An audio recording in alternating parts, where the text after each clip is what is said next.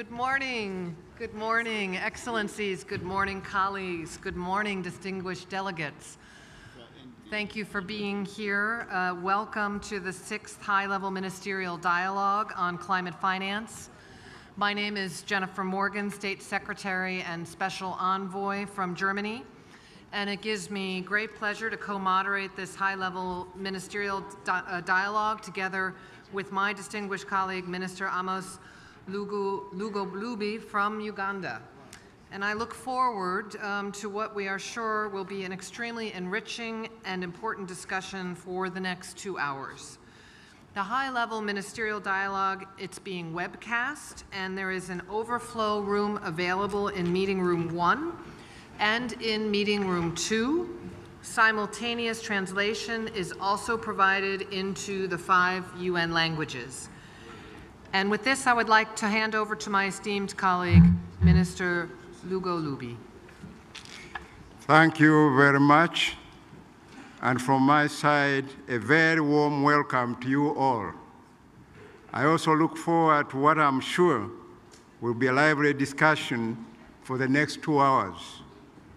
Without further ado, it is my great pleasure to invite to the floor Mr. Simon Stiell, Executive Secretary, UNFCCC, for these opening remarks.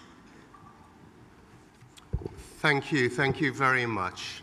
So, Excellencies, colleagues, friends, we need to put in place policies that promote change and strengthen systems.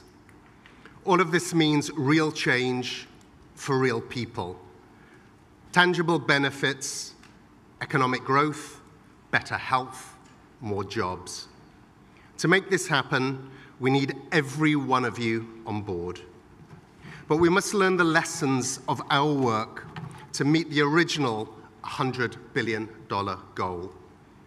We must ensure more people benefit in more places. We must deliver finance that is accessible, predictable, and commensurate with the challenges faced by developing nations. What we can build is a constructive, problem-solving mindset, recognizing finance as a key enabler of ambitious climate action and an opportunity to showcase leadership, partnership, collaboration. I would like to draw your attention to the second report on progress towards achieving the $100 billion goal from our Standing Committee on Finance. Its findings are worth noting. The overall trend in climate finance flows to developing countries is increasing. More finance is flowing to adaptation projects. More finance is flowing in the form of grants as well as loans. But there are important lessons learned on improving transparency, access, and affordability.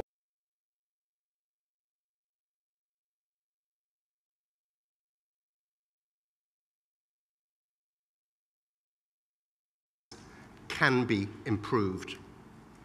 Finance can be made more affordable in the midst of a severe fiscal constraints and debt crisis. And more innovations and resources can be tapped to assist developing countries. Because here in Baku, it's not just about agreeing a new target for climate finance. It's about enabling climate action everywhere. Why? Because climate finance is essential to ensure that NDCs are whole of government and ready for investment. The huge opportunities we have and terrible risks we face are real. It's time to take action to bridge gaps, solve problems, and come together to ensure climate finance and climate action benefits everyone. I thank you. Thank you so much for the opening remarks. Tangible benefits, more people benefiting, affordable and accessible finance, and enabling climate action. Dear colleagues, the COP29 president is engaged at the moment and will join us as soon as possible. With that, we would now like to invite Mr. Richard Muyungi and Gabriela Blatter, members of the Standing Committee on Finance, for the scene-setting presentation on the second report on progress towards achieving the goal of mobilizing jointly United States dollars 100 billion per year to address the needs of developing countries in the context of meaningful mitigation actions and transparency on implementation. I now give the floor to Mr. Richard Muyungi and Gabriela Blatter, who will be joining us virtually. Thank you. Thank you. Thank you very much, Chair, and distinguished delegates, dear colleagues, ladies and gentlemen. On behalf of my co-facilitator, Gabriela Blatter, who is online, you can see her. It is a great pleasure to present the key findings of the second report on progress towards achieving the goal of mobilizing jointly $100 billion per year to address the needs of developing countries in the context of meaningful mitigation actions and the transparency of implementation. Similar to the first report, this work was undertaken by the Standing Committee on Finance in response to the mandate from COP27 in Sharm el-Sheikh, Egypt. Under the guidance of the Standing Committee on Finance, the technical report looked at the progress across 3 dimensions of the goal. The first dimension is mobilizing jointly the $100 billion per year by 2020 through to 2025. The second dimension looks at addressing the needs of developing countries, and thirdly, looks at how we can achieve the goal in the context of meaningful mitigation actions and the transparency of implementation. A wide range of sources of information are used to provide the quantitative and qualitative information on the 3 dimensions I just mentioned and the interlinkages between them. Table 1.1 in the technical report provides information on the sources used for each of these dimensions of the goal. The methodological challenges and limitations were also noted. 2 key challenges were identified. 1, lack of an intermediary agreed accounting method, international multilateral agreed accounting methodology on how to measure and track progress on the goal. And 2, limited data availability and consistency on climate finance flows in relation to the 2 other dimensions of the goal. Key findings in terms of trends in aggregate estimate towards achieving the goal. This report assesses progress using various information sources and accounting methods. In doing so, we do acknowledge the diverse sources, channels, and the financial instruments that lead to different conclusions. The graph you see, which is also found in the report, shows, 1, that the data reported by OECD, which you see in the top part, according to which climate finance provided and mobilized were reached, gives us US dollars 115.9 billion in 2022. The bottom left blue graph shows estimates collected by the Standing Committee on Finance from parties, which indeed don't include the outflows of multilateral organizations and therefore amount to only $67.1 billion in 2022. The bottom right green graph shows the assessment by the Oxfam estimating that a climate finance provided in grants and grant equivalent terms amount to a range of USD 28 to USD 35 billion in 2022. All the sources of information conclude that there is a substantive growth in the climate financial flows to developing countries since 2020. Also, the Standing Committee on Finance found that one source of information indicates the goal was met in 2022 and suggests that measures taken to increase public finance and the mobilization of private finance have been more effective than in previous periods. The fourth slide gives a graph. If you go to the fourth graph, shows why the estimates may vary so much due to the inclusion of different instruments in the accounting methods. Irrespective of this, you can go to the next slide, please. Yes, irrespective of this, some common trends emerge which include the following.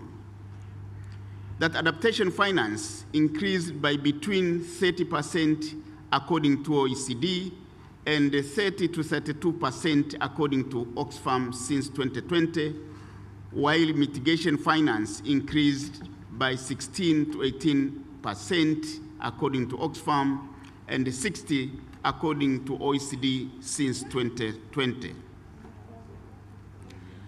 Grants increased by between 26 and 30% according to Oxfam and 43 according to OECD, while loans increased by 31% according to OECD, and the grant equivalent value of concessional loans almost doubled according to Oxfam. The fifth slide, and with regard to the dimension on how the goal is addressed, the needs of developing countries, is addressing the needs of developing countries, the report used a proportional comparison of finance flows to the needs reported in the Standing Committee's Finance Second Needs Determination Report that was published last year, as you may recall. Now, this comparison was considered useful by the Standing Committee to assess why areas the finance is targeting, despite the recognition that the needs expressed by developing countries outweigh the volume of the 100 billion goal per year, by far, actually. Adaptation finance in the dark blue, in the visual seen there, found that the report represented 24 to 44% of the finance in 20 to 2022. The ranges here are indicated by whether the face value of instruments are accounted or the grant equivalent values, as the propensity of the grants in adaptation finance leads to a higher share overall. At this point, I wish to invite my colleague to continue providing information on the key findings in terms of addressing the needs of developing countries. Blatter, you have the floor, please. Thank you very much, Richard. Good morning, Excellencies, colleagues. I hope you can hear me well.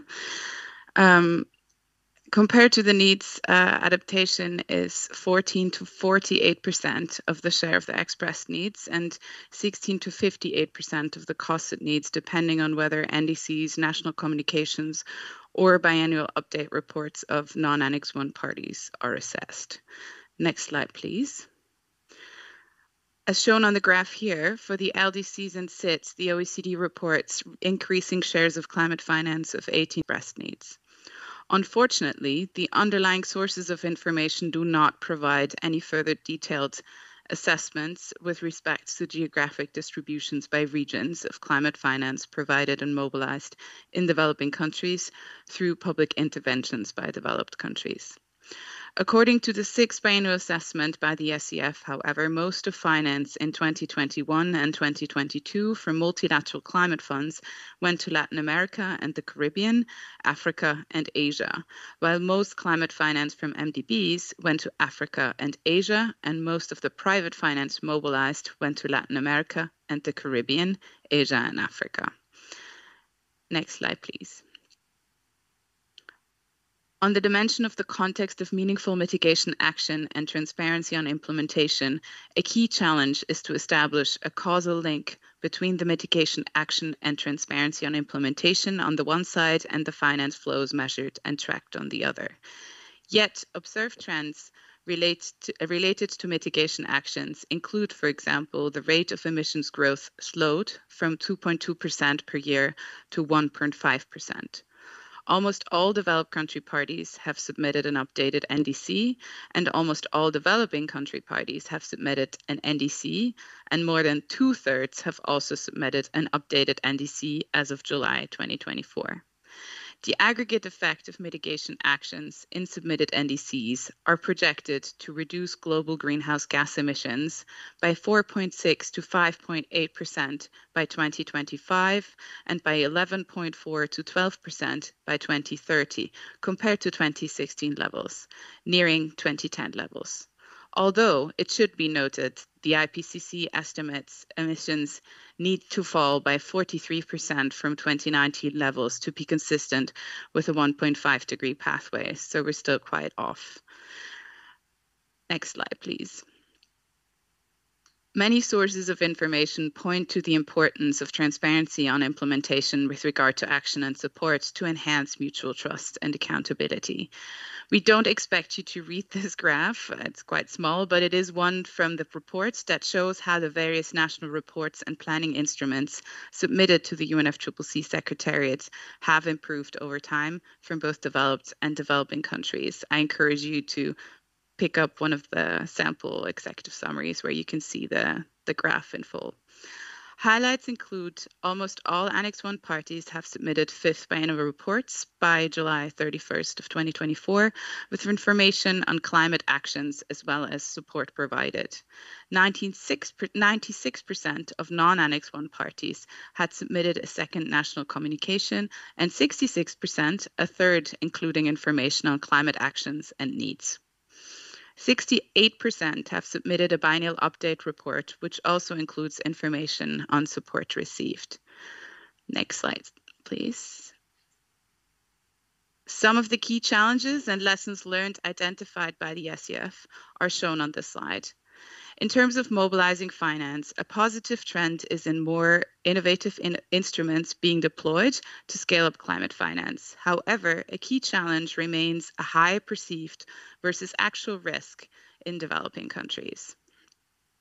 In terms of addressing needs, significant knowledge gaps hinder a thorough assessment of progress on the goal, and capacity gaps hinder the ability to follow up on addressing needs. Increasing access to capital requires innovation, such as simplified access modalities to funds and innovative instruments to access capital markets, while the high existing debt burden also highlights the critical role of concessional finance.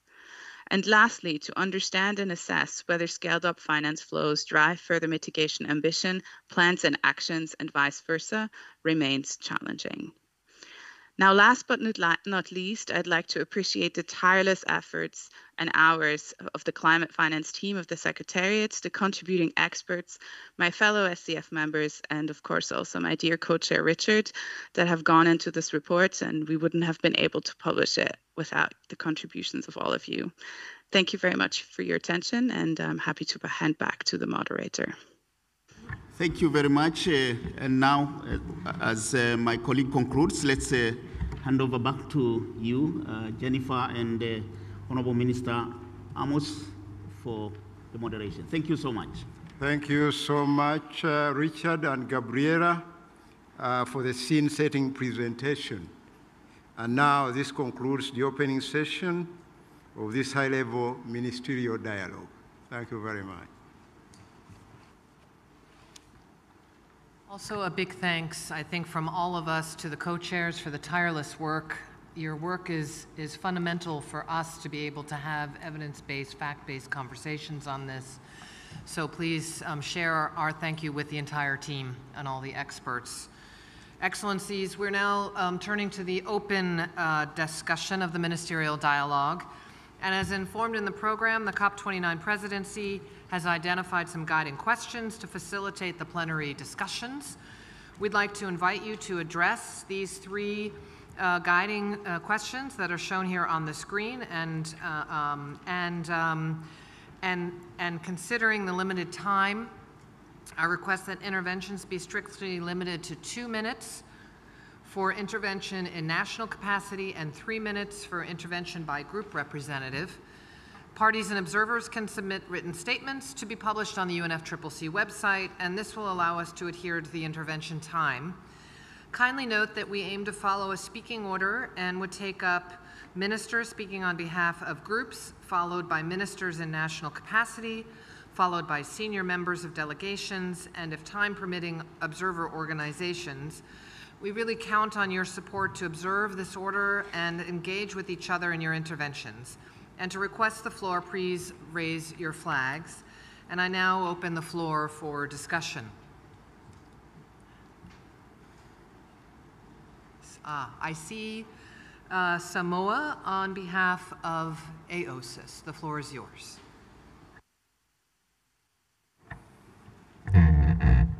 Thank you, co-facilitators, for organizing this session.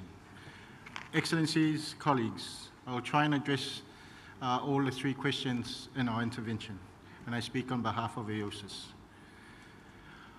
Excellencies, we stand at a historic juncture at COP29, where the decision on climate finance could define the success or failure of global climate agenda. This is a critical moment at stake. Stakes have never been higher. The consequences of climate crisis are unfolding before us in our nations and in our communities. The science has laid bare an undeniable reality. We are far from achieving the scale of action needed to keep 1.5 within reach. We are far from mobilizing the finance required to support this goal and to shield the most vulnerable amongst us. As we receive the latest report on the 100 billion and contemplate a new climate finance goal, we must face these truths squarely. The $100 billion commitment, a cornerstone of UNFCCC over a decade, was initially hailed as a turning point. Yet, while its hopeful step in 2009, its legacy is now one of notoriety.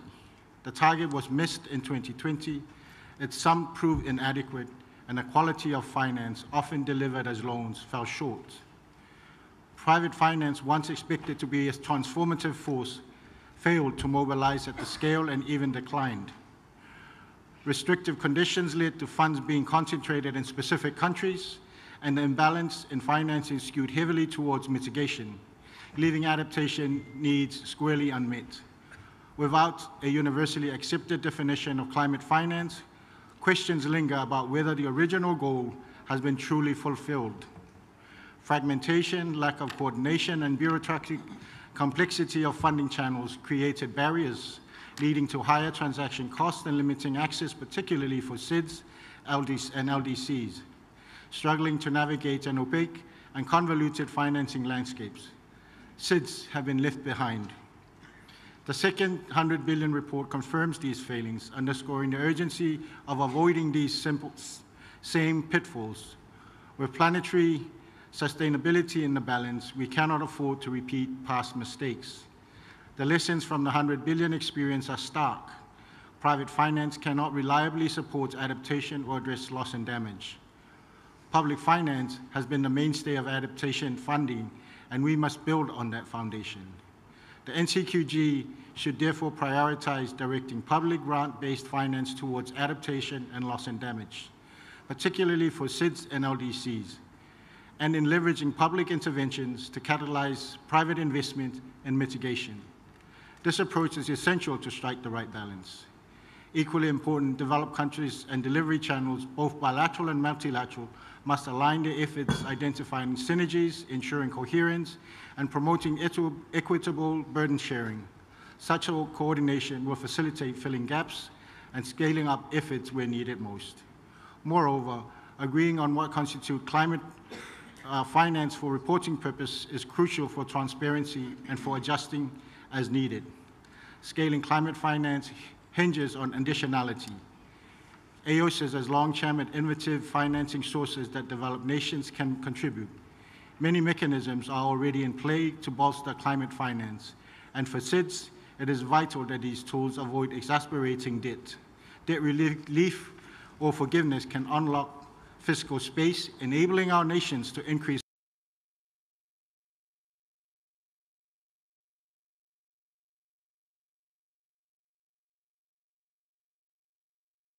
credit rating or de-risk investments are also crucial to mobilize finance for SIDS.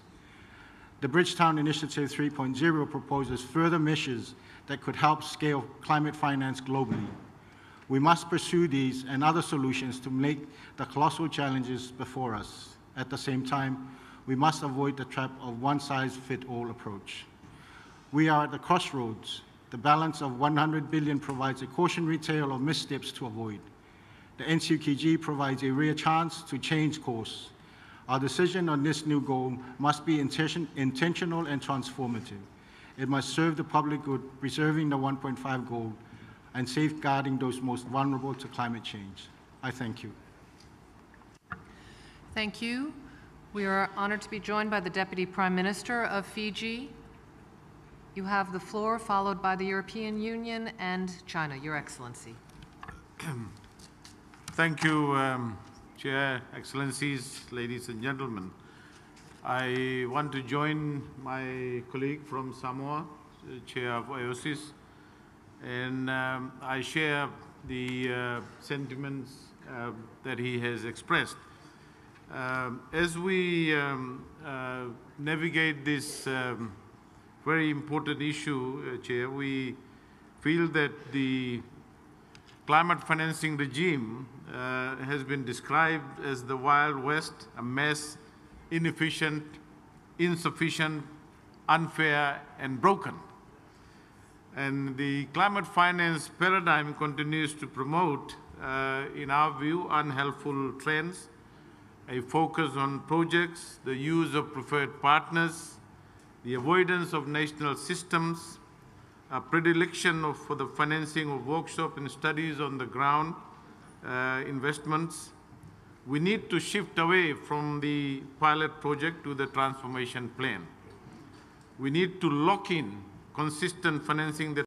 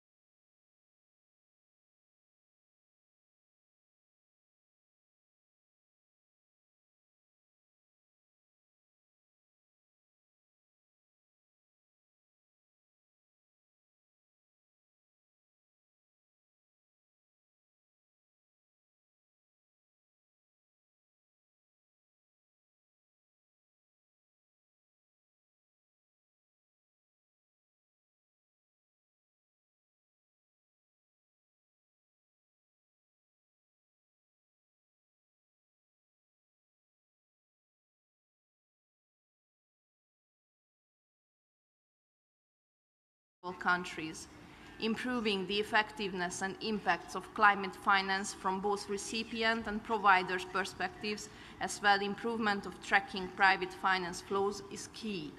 Addressing the challenges of developing countries requires broad structural reforms of the international climate finance architecture to support both decarbonization efforts and resilient development. The EU is fully engaged in the international effort to reform the international financial landscape to make it consistent with the Paris Agreement goals. And now I give the floor to my dear colleague from the European Commission to continue our intervention. Thank you. Thank you very much. In order to achieve our climate finance challenge, we need to expand the sources of funding, broaden the contributors base with all the countries that are in position to do so, including the emerging economies should contribute, and we need to identify innovative sources of funding. We see this discussion in multiple fora, including G7, G20, the Paris Summit on the New Financial Pact, and the Africa Climate Summit. Under the steer of the Brazilian presidency, the work of G20 Task Force on Global Mobilization Against Climate Change has looked at innovative finance approaches and looking how we can make these funds work better together. The Global Solidarity Levies Task Force has an important role to play as part of the solution. These are all good examples of creating enabling conditions, but reform is key to reform the current, to go beyond the current fragmented approach and to support a systemic and sustainable transformation of the economy and global financial assets. 气候资金问题啊，关乎南北互信，是 fair and fit to effectively help address our challenge. 国防一道推动大会围绕2025年后资金安排，特别是新的集体量化目标。谢谢主持人，各位同事，大家好。 气候资金问题啊，关乎南北互信，是 NCKG 达成积极务实的成果。为此啊，我们提出以下3点建议：一呢，要坚持公约及其巴黎协定的原则和规定，这是 NCKG 取得成果的根本遵循。发达国家应该继续履行公约下为发展中国家提供资金支持的义务，并带头调动资金。 鼓励其他国家自愿提供资金支持，所有发展中国家有权获得资金。NCKG 的谈判应坚守巴黎协定的初心，不能重新谈判或改写巴黎协定及其确定的路线和方向。第二是发达国家提出和落实资金承诺是 NCKG 成果的总开关，尽早在会上提出一个远高于1000亿美元的数字。 是取得会议成果的金钥匙。发达国家应首先落实2025年前每年1000亿美元的目标，以及适应资金翻番的承诺。在此基础上，再提出一个远高于1000亿美元的资金承诺。在当前形势下，各方更加期待发达国家能够扛起自己肩上的责任，为 NCKG 成果注入动力，为全球气候治理体系提供有力的支撑。 第三呢，数量与质量并重是 NCKG 成果的重要保障。资金来源应以发达国家公共资金为主，只有这样才能向国际社会传递发达国家的认真履约的决心，向金融机构、私营部门传递清晰稳定的政策信号。资金的可获得性应进一步增强，帮助确保发展中国家，特别是其中 脆弱的、能力受阻的国家更容易获得资金的支持。资金的分配应注重在减缓和适应各领域保持平衡，提振各方全面实施巴黎协定的信心。需要进一步指出的是 ，NCKG 的出资是发达国家有关扩大出资范围的讨论超出了巴黎协定的授权，不利于解决问题，反而会引起更大的争议。 广大发展中国家已经并将继续按照巴黎协定的自愿出资、自助富强这方面努力，是 NCKG 之外的锦上添花。我认为一个理想的2025年资金愿景是 NCKG 与南合作守望相助，两者在平行的轨道上相互成就，协调助力实现全球的绿色低碳、气候韧性和可持续发展的未来。谢谢大家。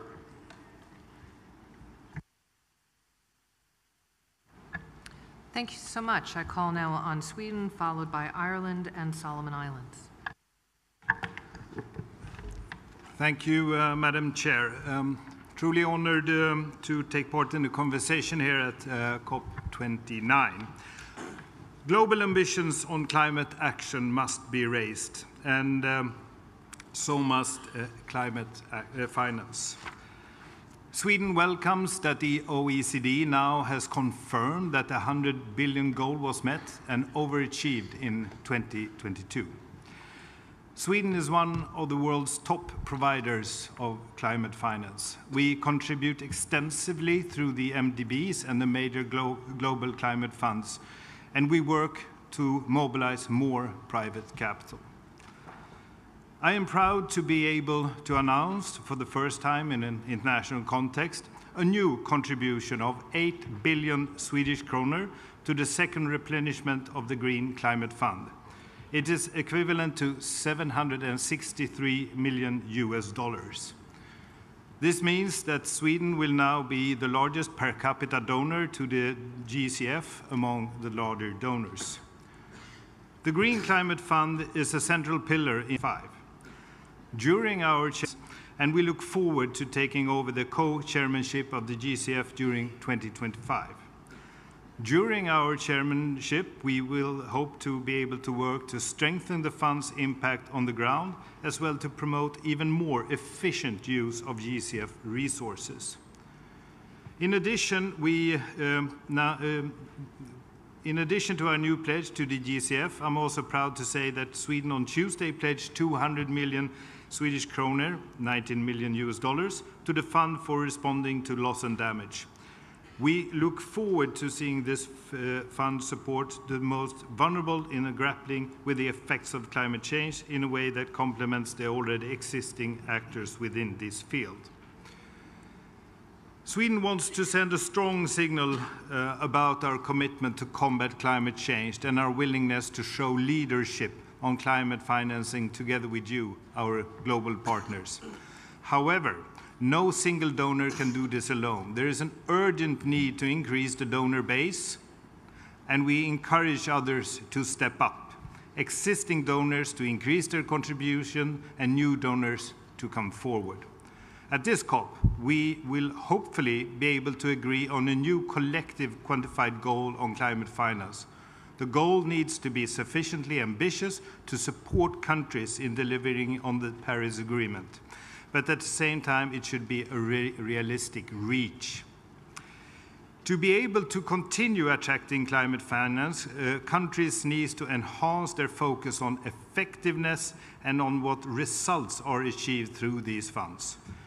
To further strengthen the case for more climate financing, it is also crucial that all countries take responsibility in enhancing domestic resource mobilization and ensuring an attractive investment climate.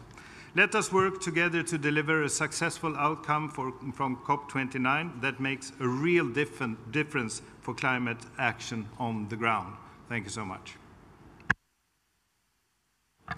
Thank you so much. Now give the floor to Ireland, followed by Solomon Islands and the United Kingdom. Thank you, Jennifer. If I can just reflect back on just some of the things I heard this morning in this meeting this morning that just made me think. I listened to Simon Steele, as always, with real interest, and he was talking about us building a construction. He said we need to bridge gaps to solve problems. And I recall always Antonio Guterres, Secretary General of the UN, talking about those bridging has to be north-south and east-west. We need global response. And I listened then to Minister Schuster from Samoa, as always with real interest again. And he talked correctly about the cornerstone of public finance in building confidence, building trust. And I was thinking maybe a slightly different word might be appropriate in my mind, or how we might see this. For that public finance, in my mind, could be seen as a capstone. In the sense when you're building bridges, the capstone is the thing that gives the bridge real strength. That you have other layer stones that actually help build this construction, which we do need to do. And I mention that because I also want to reflect just what obviously my European Union, our European colleagues, European Commission and Presidency said, that what is this bridge? Well, I think it is critically about building a bridge between development and climate action, correctly citing the Nairobi Declaration, the Bridgetown Initiative, the Paris Pact for Climate and People, because we already have a lot of the work done in those initiatives, in my mind, that give us a sense of direction. We will not have all the stones in place in this COP29 in Baku, but we know maybe the cornerstone might be, as again our European Union colleague said, the possibility of innovative sources of finance that might come and recommended by that Global Levies Task Force. I recall President Ruto in Kenya making the key obvious point. If we are to have, we need global financial solutions to address a global financial problem. That scale of financing that we could get from innovative sources of funding might give the cornerstone to build with the strength as well of the capstone in place. I also want to reflect and agree with our Chinese colleague, the Minister for China said. I think he's absolutely correct, and we all have to agree here. We protect the Paris Climate Agreement. That, in a world which is in difficulty, divided, that is our important work this week, so that next year and the year after and the year after we can build transparency, build those other stones, build trust. But first and foremost, we protect the Paris Agreement in what we do here. Thank you, Minister. I now turn to Solomon Islands, followed by the United Kingdom and Slovenia. Co-chairs, esteemed leaders and colleagues, distinguished delegates. As a highly vulnerable state, Solomon Islands see this COP29 focus on climate finance as fundamental to the global efforts to meet the goals and aspirations of the Paris Agreement and to enhance climate action for the most vulnerable. As we speak, the impacts of climate change in my country and the Pacific Island region continue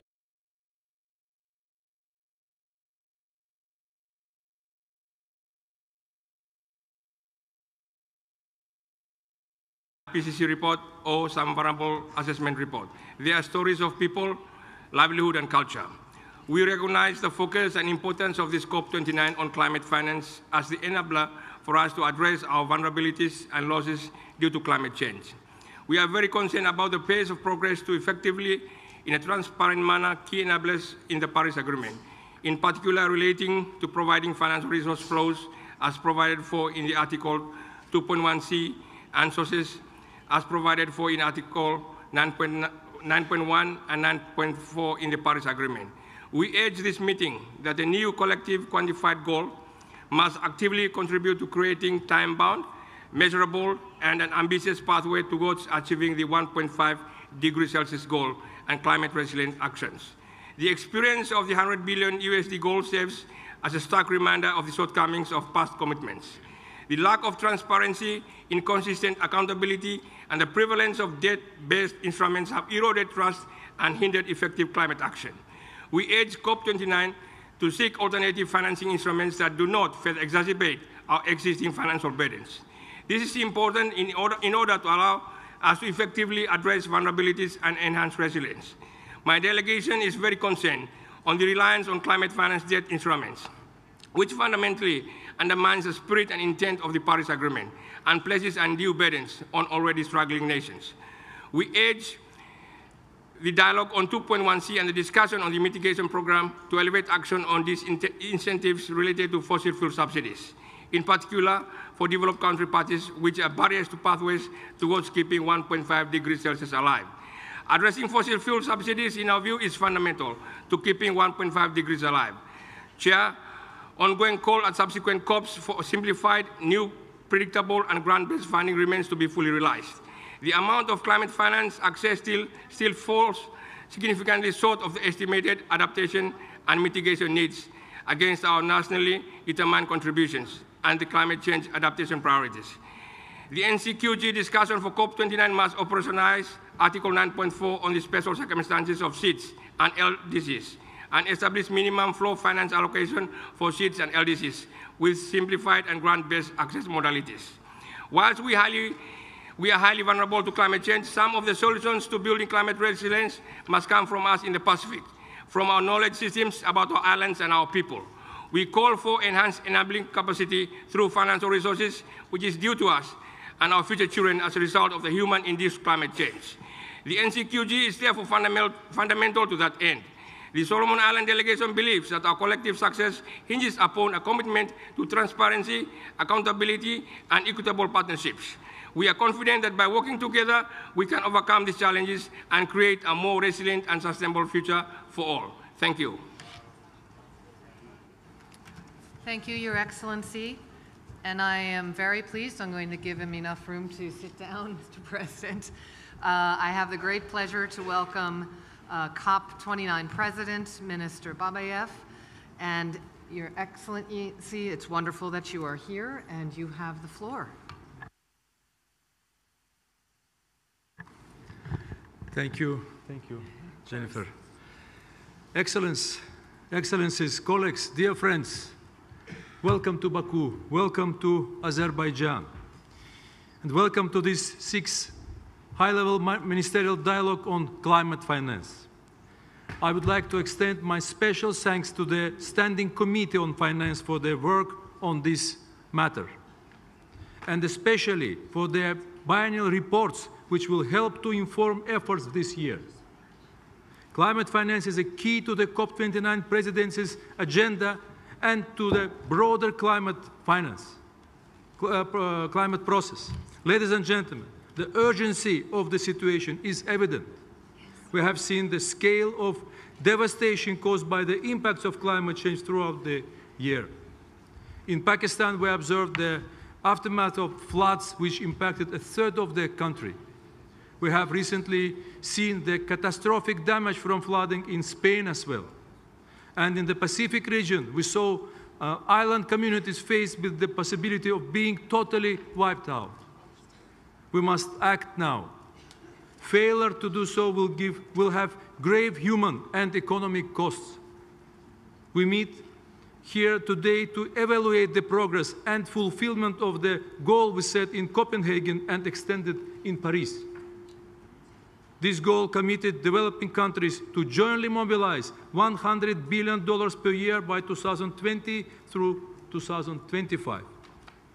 These discussions is an opportunity to reflect on the lessons learned from the $100 billion goal and to inform future actions on climate finance.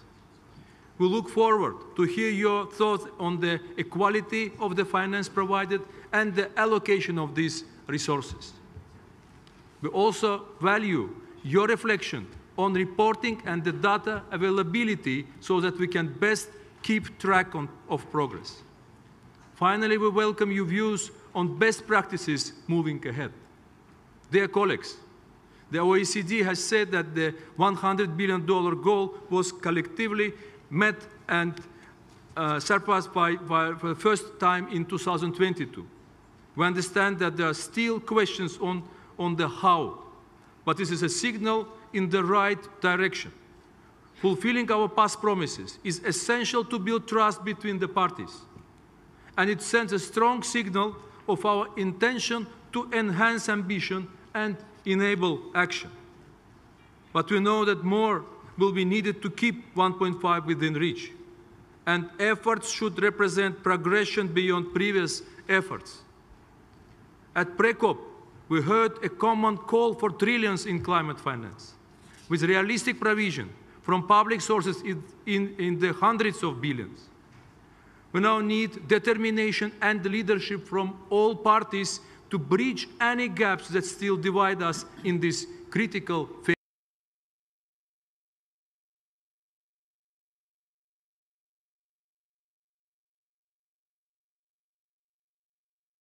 As much as possible.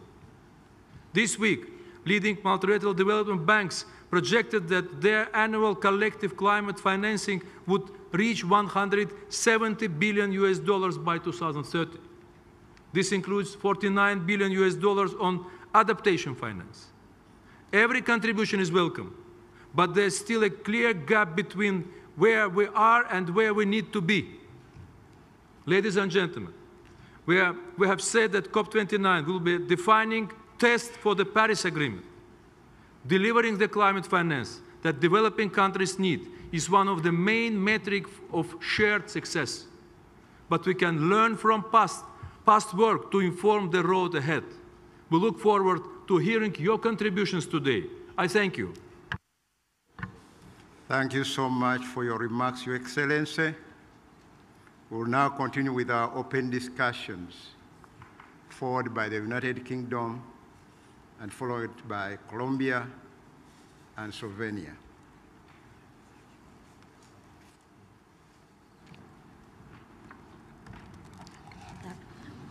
We are halfway through the decisive decade to act on climate change, and as the global stocktake has shown, climate finance must grow to support scaled-up global ambition, urgently keep 1.5 in reach and support the most vulnerable.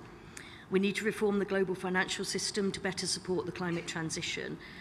Reaching an agreement on the new climate goal here in Baku is only one part of the solution. And while we welcome the latest OECD report highlighting that in 2022, the $100 billion goal was not only met for the first time, but was achieved with an amount of $115.9 billion, we cannot afford to be complacent on the need to go further. As the COP president just said, there's still that gap between where we are and where we need to be. The UK remains committed to delivering the new collective quantified goal must be stretching and ambitious while having a pathway to delivery. Reflections on the action, in particular public adaptation finance in recognition of the growing needs, and should target the support to the most vulnerable to the impacts of climate change. Secondly, we must improve the quality of climate finance provided and take bolder action to improve debt sustainability. Concessional and grant finance should be provided in a targeted and effective manner. This will be key to ensuring debt sustainability and easing access to finance for all developing countries. Thirdly, on MDBs, we welcome the statement by the banks this week on their collective 2030 climate finance targets. Their indicated 2.4 times increase on 2019 levels make clear that business as usual is not sufficient for keeping 1.5 in reach. But we must keep pushing further on this reform agenda. We want to see the largest IDA replenishment ever later this year, a capital increase at the World Bank, a modernisation and involvement of the IMF to better address climate change, and full implementation of the capital adequacy framework. Fourthly, on private investment, we need to make a more concerted effort internationally to rally private capital into developing country economies. The UK is uniquely positioned to drive this agenda through the City of London and is committed to making Britain the green finance capital of this world. Finally, to mobilise even greater quantities of finance, we must identify and make use of existing, new and innovative sources of funding. To conclude, we are committed as the UK new government to finding solutions here in Baku that keep 1.5 in reach and deliver resilience to the global south. Thank you. Can we now hear from Colombia? Thank you so much, Chair, and thank you for the government of Azerbaijan for hosting us here in Baku.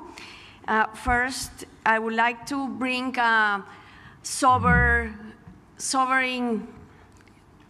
data fact. These first 6 months of climate disasters have already cost $41 billion in climate disasters related. And this is with a world of 1.1 Celsius. But actually, the new quantified goal will have to be quantified, starting to understand that 2024 will be the first year of 1.5. So how much will it cost climate disaster plus adaptation window that is closing, plus the lack of action of mitigation? So it has to be quantified according to climate reality. We are not anymore in the world of 2020 to 2025. This means that the new quantifiable goal has to take into account that the less mitigation that is done, and according to the gap analysis, right now we are heading towards a 3.0 Celsius temperature if we are in the current path of development. The less that is invested in mitigation, the more that it should be invested now in loss and damage. And as time progresses, these should be quantified. So what are the sources of finance and what is the reality of developing countries? We are right now in a debt crisis. It means that our access to capital costs 10 times more than any of the developed world. This means as well that the fair transition is not happening because our countries are seen as risk countries that are more risky any time as climate collapse and climate shocks hit us. So the more risky we become, the less access to capital we have. The less access to capital we have, the less we can invest in a fair and just transition.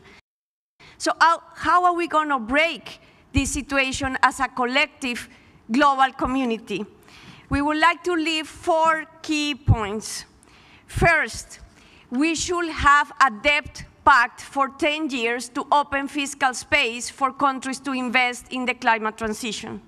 Second, risk assessments and NDBs should change their policy, and developed countries are the shareholders of these NDBs, so you can do more on that. Third, we need global taxes to collect private money and make it public funding.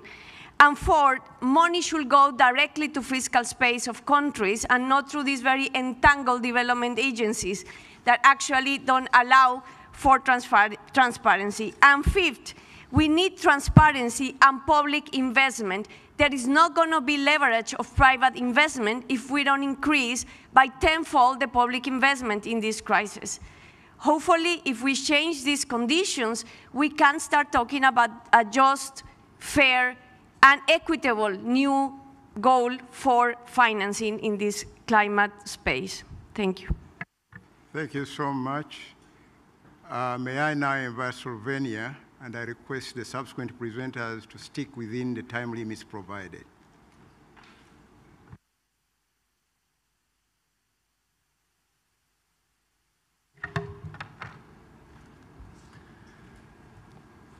Dear COP29 presidency, ministers, high-level officials, and guests, Slovenia stresses that the new collective quantified goals must be ambitious yet realistic to drive the global shift toward net zero and climate-resilient economies.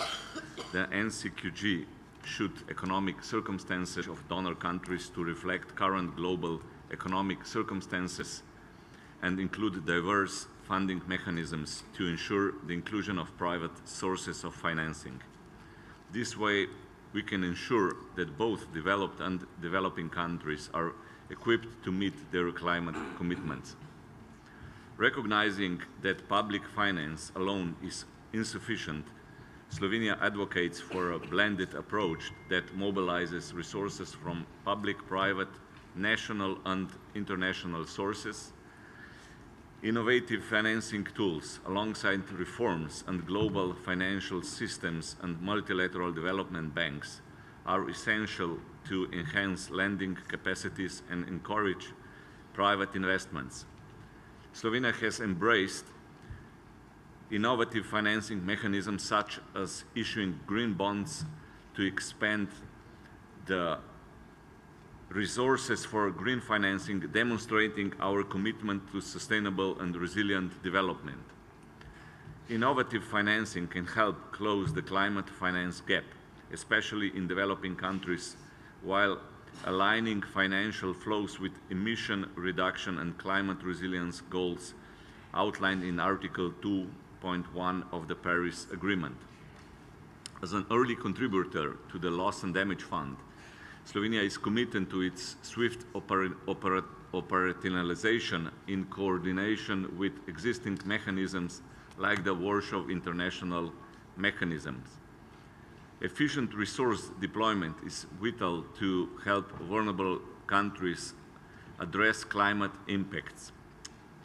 Slovenia also supports ongoing reforms in the global financial system to unlock further investment in climate action.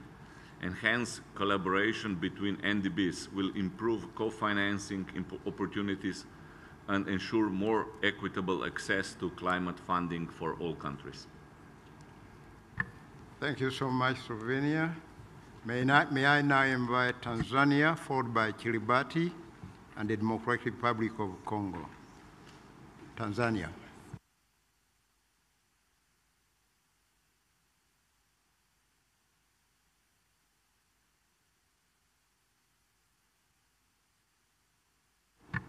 Is Tanzania here?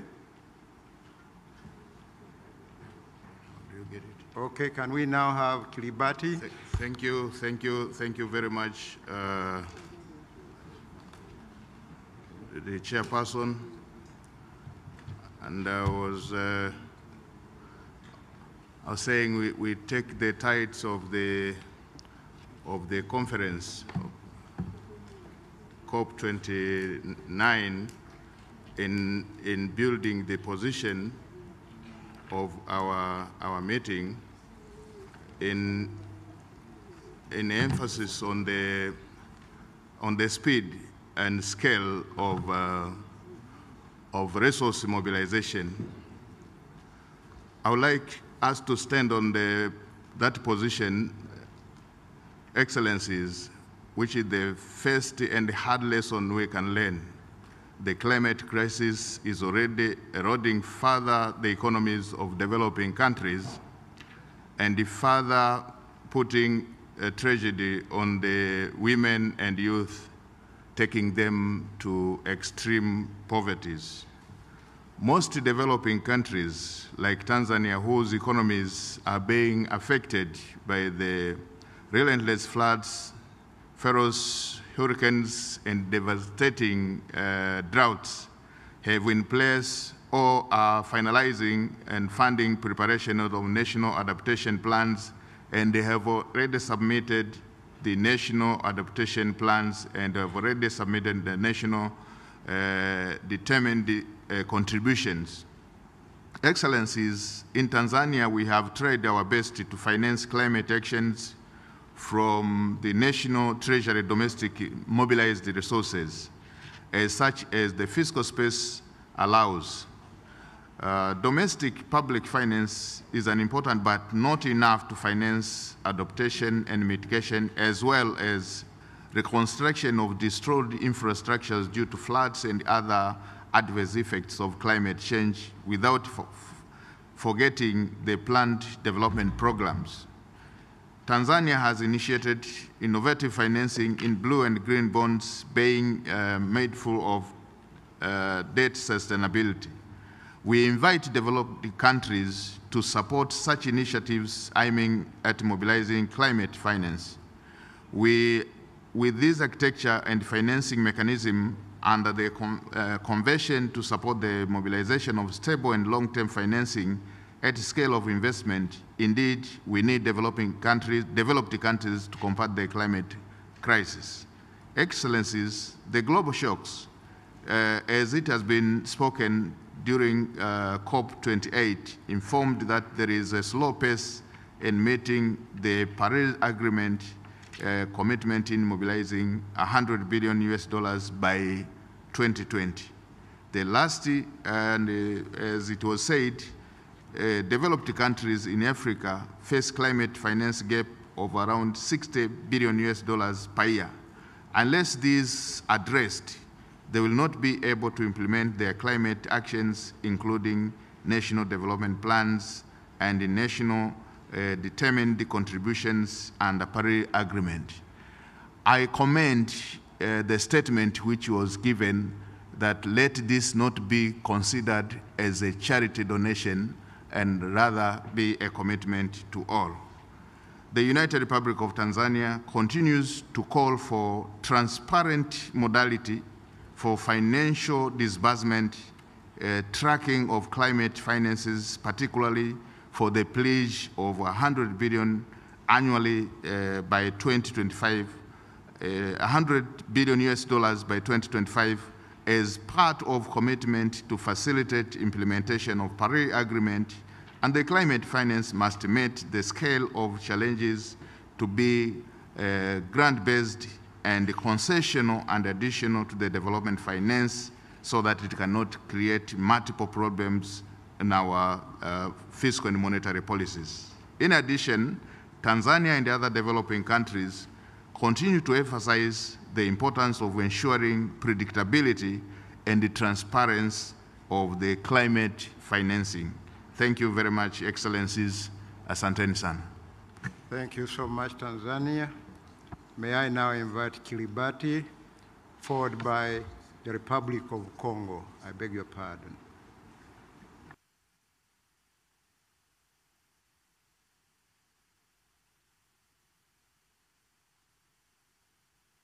Kiribati.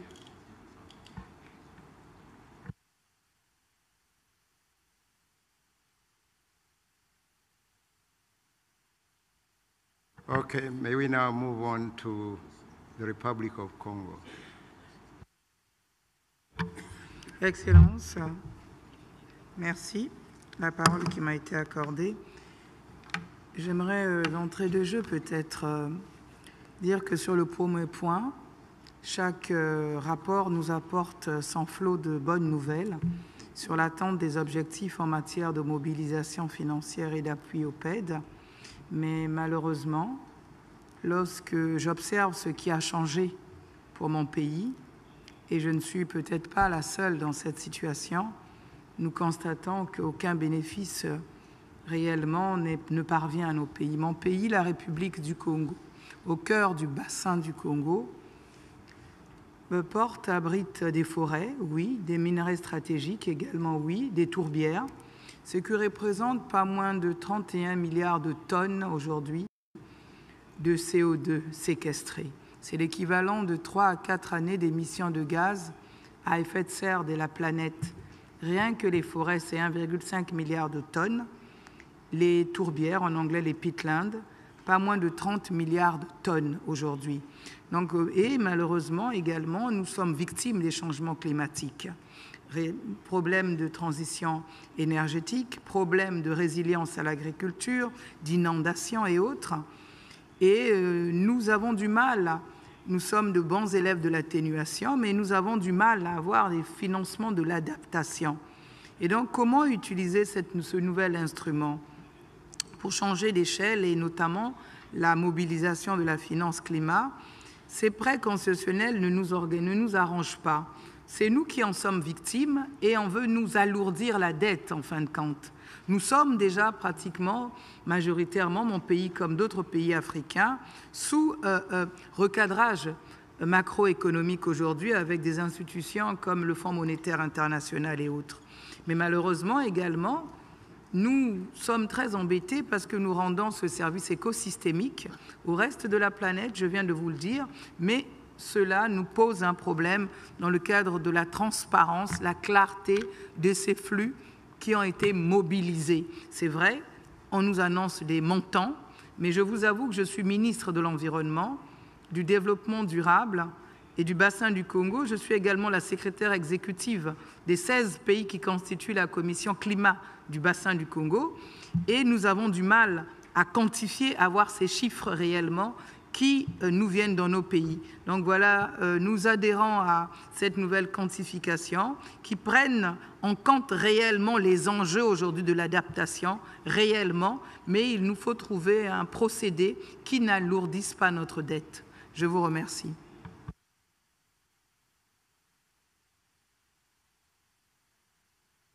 Thank you so much. May we now receive Chad, followed by Jordan and the Marshall Islands. Chad.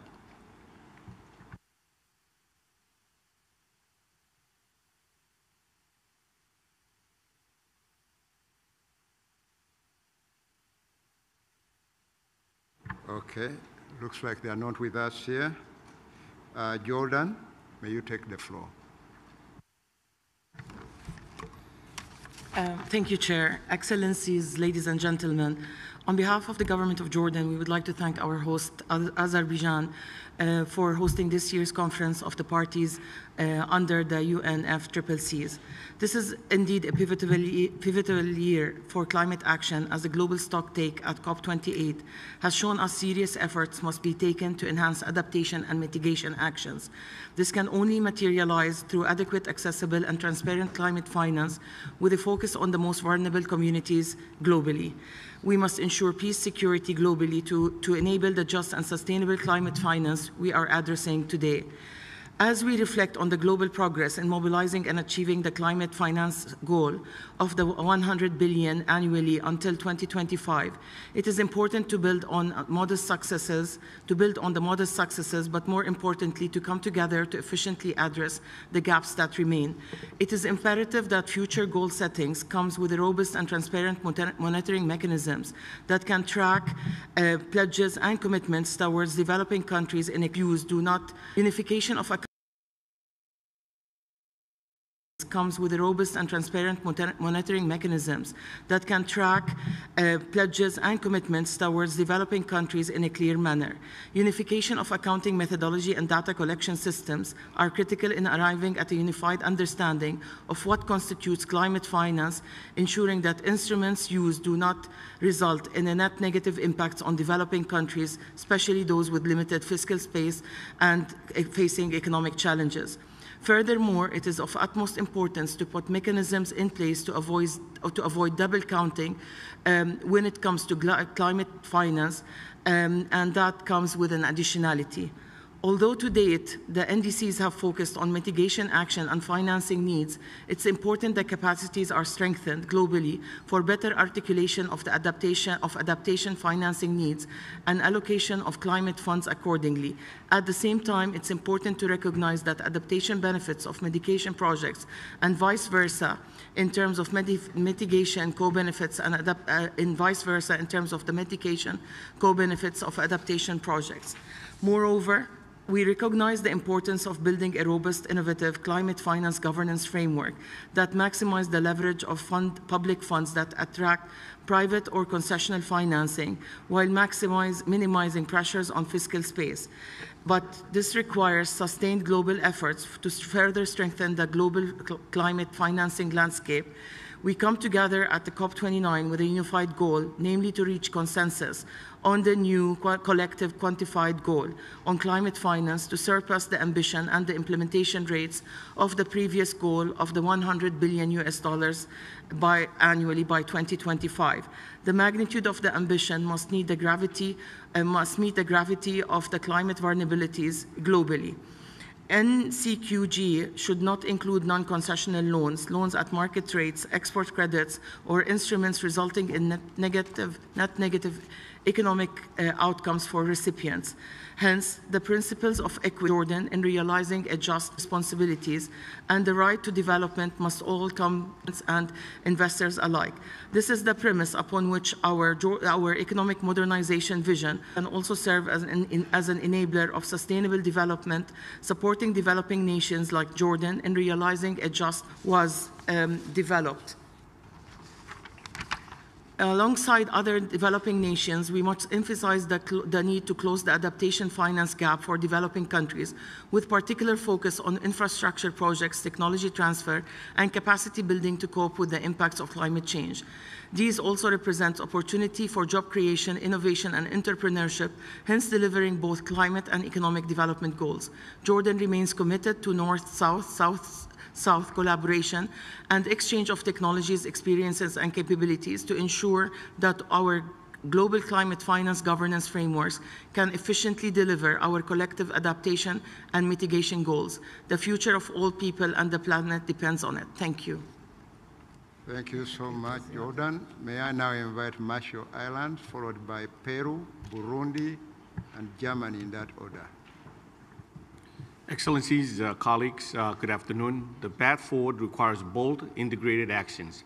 We require predictable financial support and technology transfer from the international system to our national institutions to make available long-term, least-cost financing for improvement. Colleagues, we must find the trillion needed to address climate change. We need a huge increase in support to vulnerable countries, particularly for adaptation and loss and damage. RMI stands in solidarity with developing countries call for a 1.3 trillion quantum for the NCQGs. We also need to redesign the international finance system that addresses long-standing inequities. The current climate finance process is failing countries like mine. Finance ministries cannot afford the continued uncertainty, promises met too late or never, and inaccessibility that we've seen in the past decade. Again and again, we deliver ambitious targets and indices and national adaptation plan, but we cannot deliver them without finance. We need to, for SIDS, climate finance must urgently accelerate the worthwhile investment and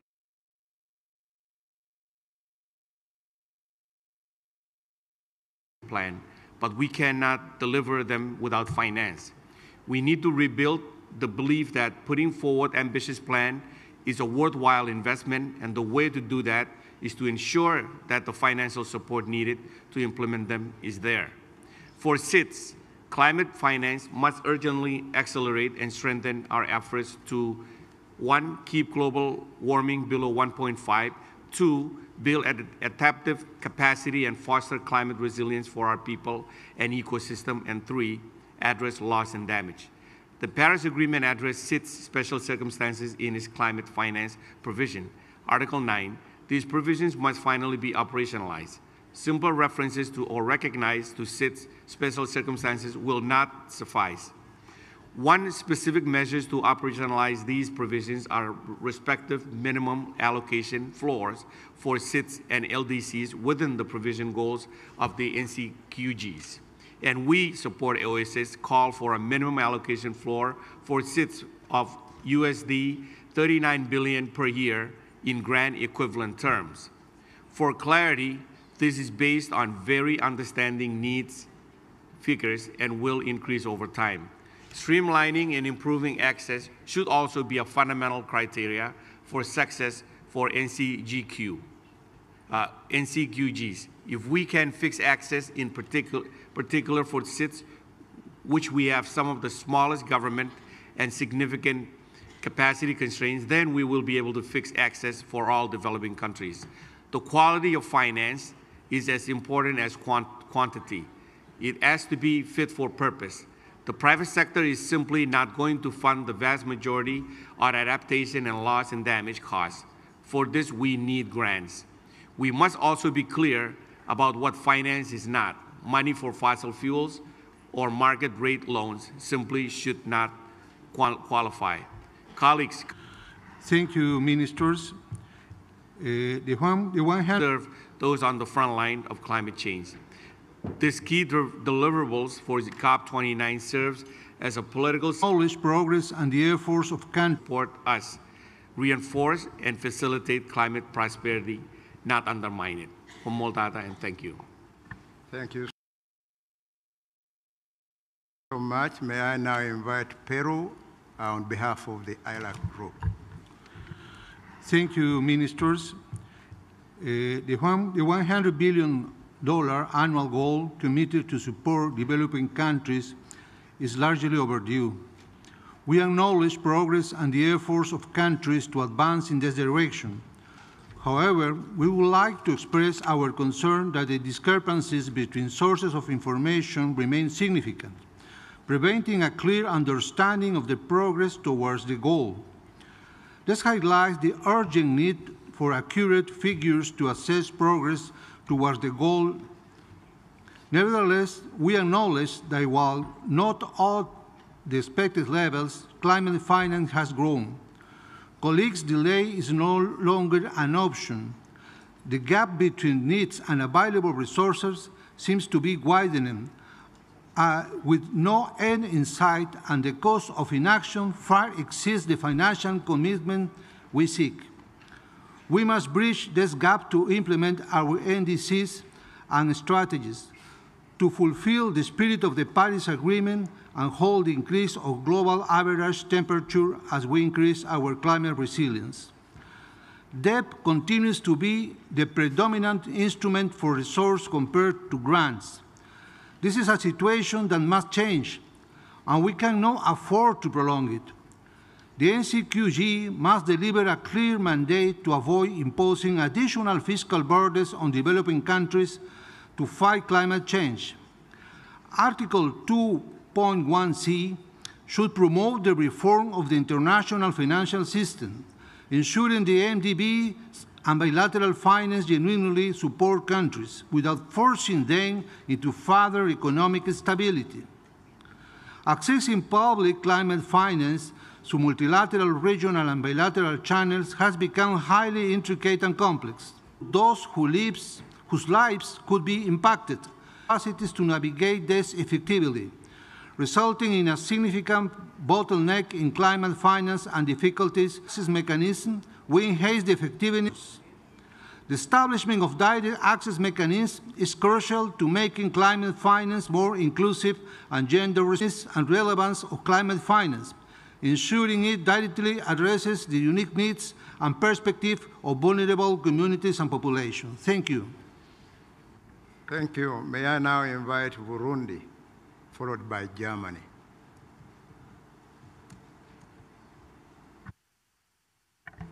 Merci beaucoup pour la parole accordée. Je tiens d'abord à féliciter la République d'Azerbaïdjan pour cette excellente organisation de la COP29 et aussi féliciter les efforts de tout un chacun pour avoir atteint l'objectif de la mobilisation de 100 milliards de dollars pour l'année 2020-2022. Mais nous constatons que malgré ces efforts, nous restons toujours dans la partie problématique parce que le changement climatique cause maintenant beaucoup de dégâts et il n'est pas même nécessaire de les citer parce que vous les connaissez. Alors, là, pour augmenter l'impact des financements, nous plaidons pour les 4 éléments suivants. Le premier élément, nous voulons que les financements qui vont être mobilisés doivent être orientés vers les priorités suivantes. Première priorité, d'abord, la substitution de l'énergie de cuisson. C'est un élément important parce que tous les pays qui jouent un rôle important dans la régulation de la température mondiale utilisent toujours le bois comme énergie de cuisson. C'est-à-dire que si le monde ne se mobilise pas pour aider les pays en voie de développement, surtout les pays africains, à changer l'énergie de cuisson, les communautés seront obligées, ce rôle va en diminuer. Et demain, nous allons le rôle que nous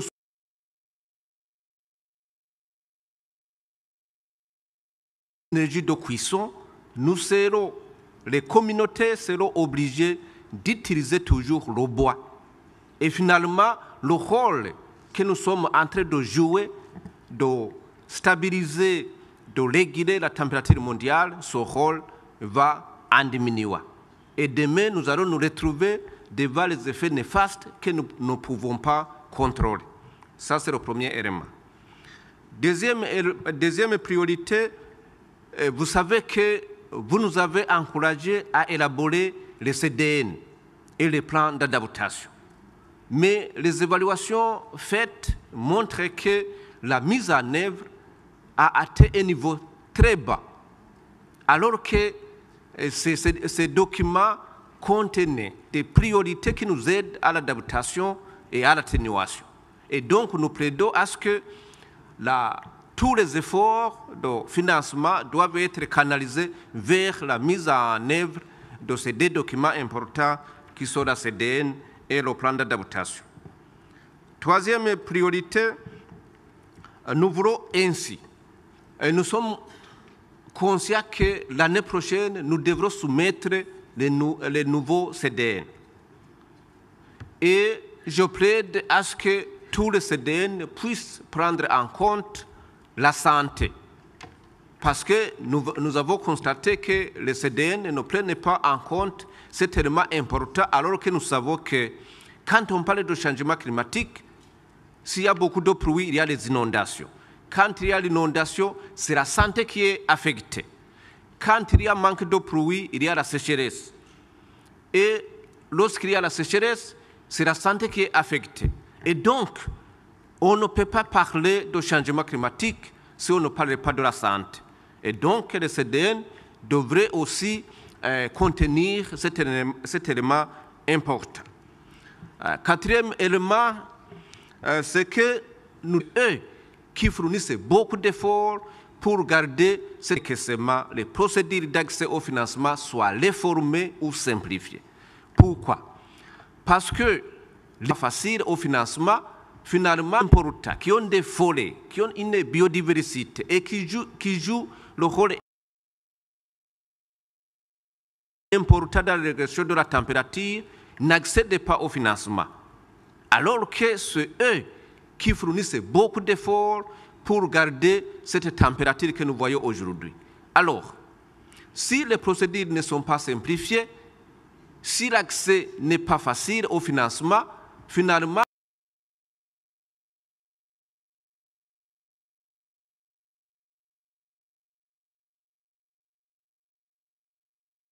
de ne pas jouer le rôle de réguler la température mondiale. Alors, je plaide pour les 4 éléments essentiels. Je vous remercie. Thank you so much, Burundi. May we now have Germany, followed by Belgium and Zimbabwe, in that order. And I request that we try to live within the 2 minutes provided, because on the list, I have a long list here of countries that want to make their submissions. Thank you, Excellencies, dear colleagues and friends. 15 years ago, when we agreed that developed countries would establish a 100 billion international climate finance goal, reaching this landmark target appeared challenging, the least to say, but it was a crucial and necessary enabler to support developing countries in addressing the climate crisis.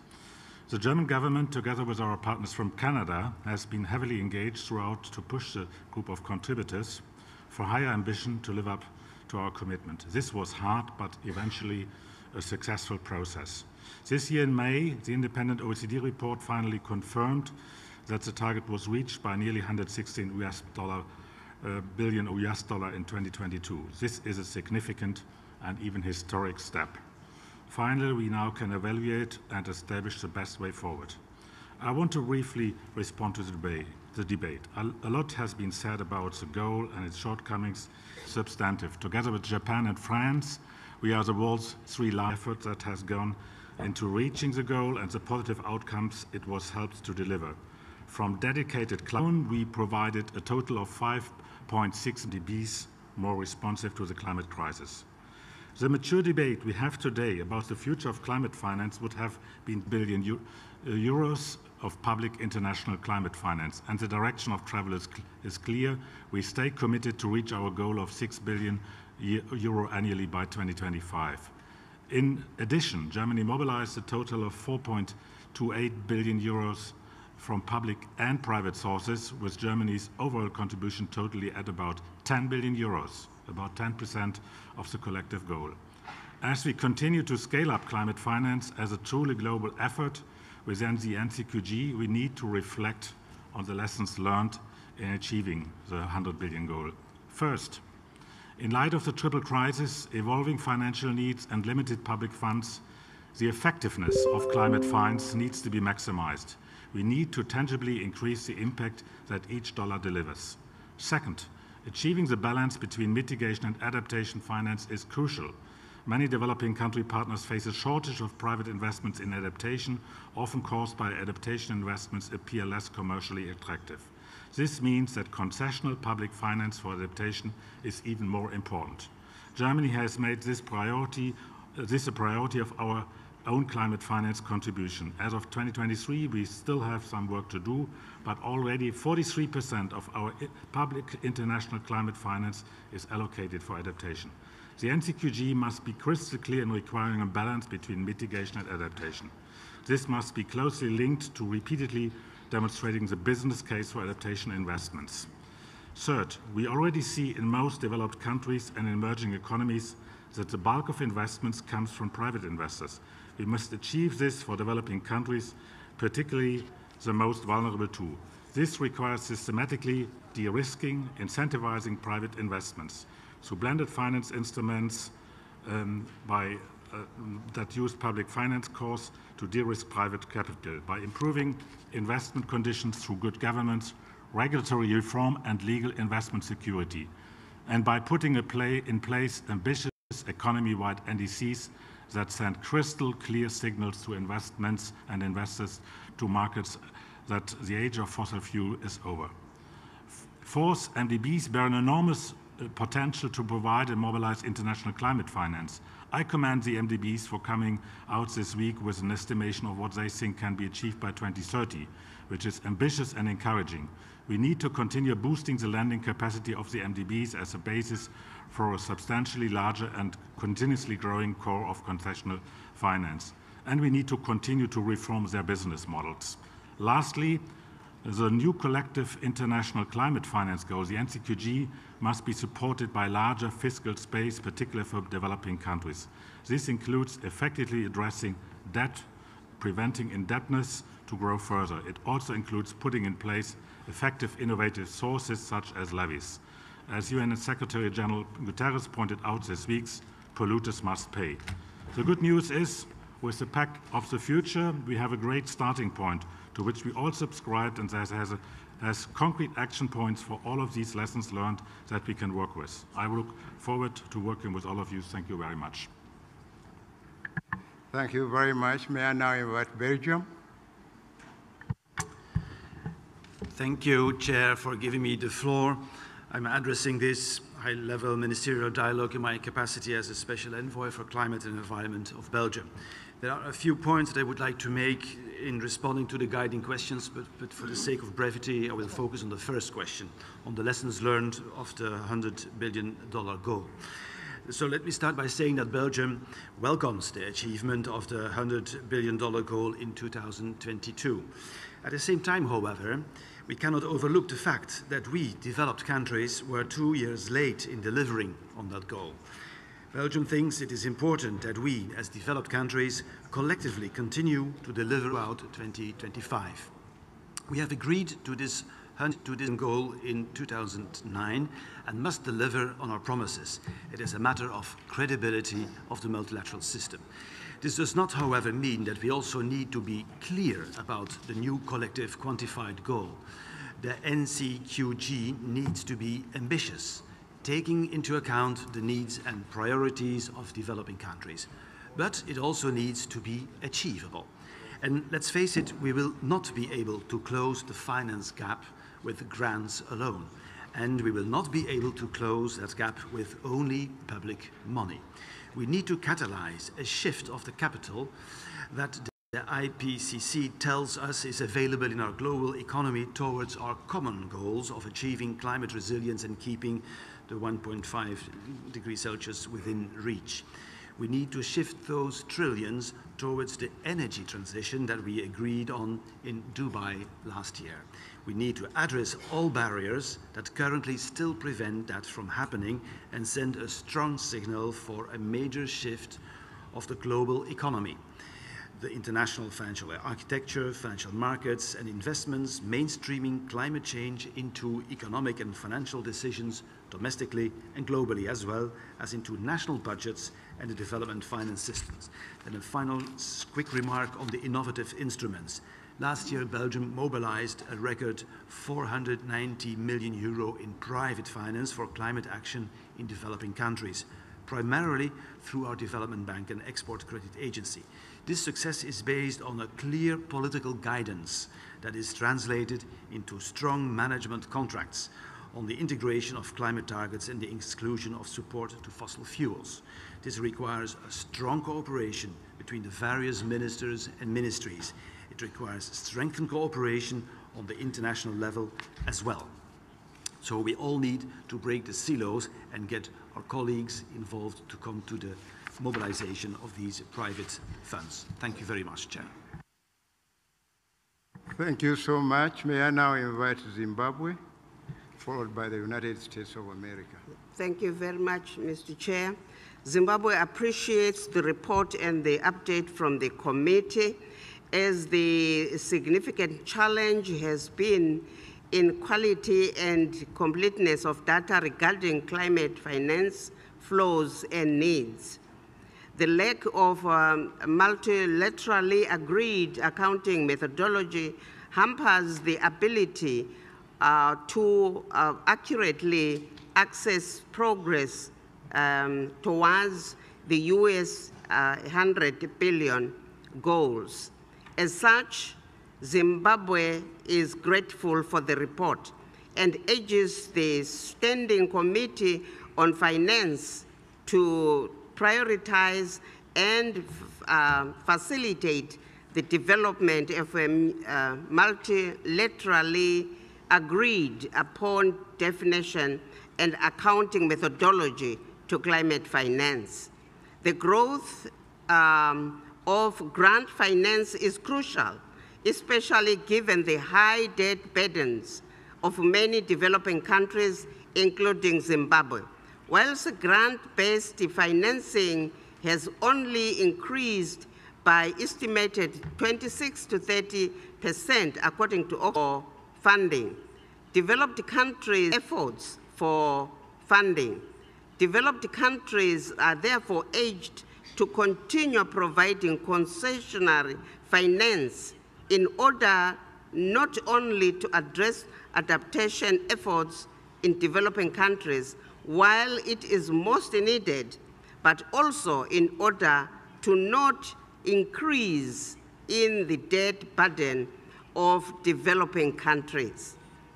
Overall, there is need to enhance adapting the transparency in line with the Paris Agreement Enhanced Transparency Framework. The Cancun decision obliged that the largest share of new multilateral adaptation finance would be channeled via the Green Climate Fund. However, this has not materialized. We need to link climate finance to both the immediate adaptation needs and long-term needs for resilience, as the current suite of financing instruments is not sufficient to address the adaptation as well as the resilience need.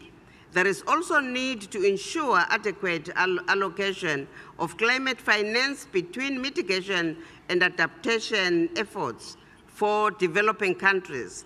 Priority for developing states, parties hovers around adaptation needs and requirements. This can be done through enhancing the global climate finance policy conditions that are dictated by developed countries, some of whom tend to put more emphasis on mitigation needs and requirements as opposed to adaptation and resilience.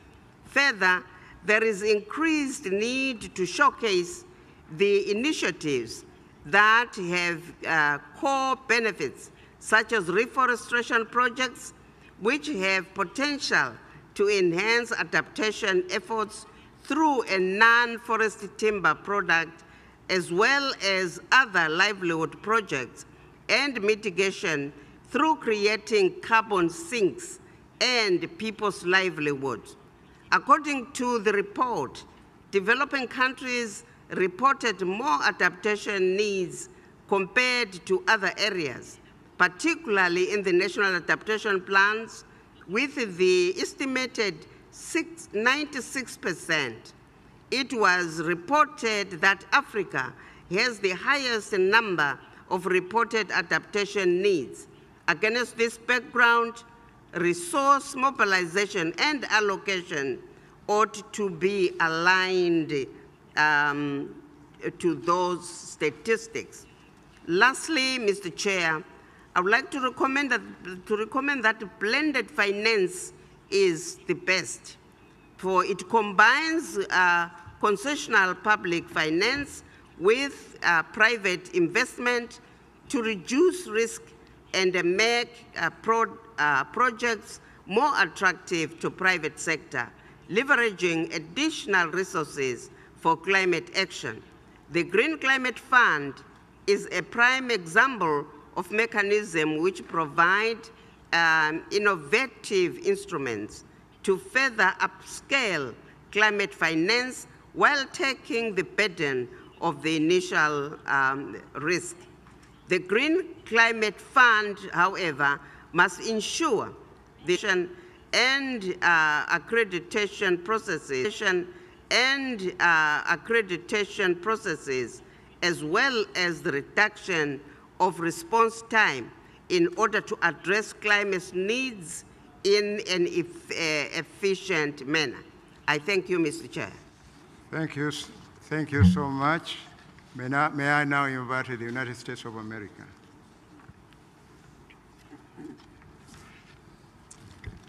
Thank you, Chair.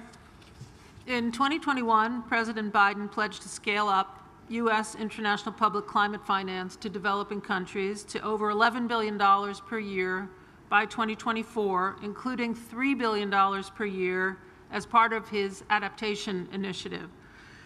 We are on track to deliver on that pledge this year, and we met the adaptation finance pledge 1 year ahead of schedule. These efforts are in addition to our ongoing partnership with the MDBs and our work to scale up the mobilization of private finance. This scale up in climate finance has been an important factor in achieving the $100 billion goal, which was met and exceeded in 2022. But it's also important to go beyond the numbers. Climate finance is not only about mobilizing finance at scale, but about recognizing and supporting ambition, having an impact on the ground, and responding to the needs of the most vulnerable.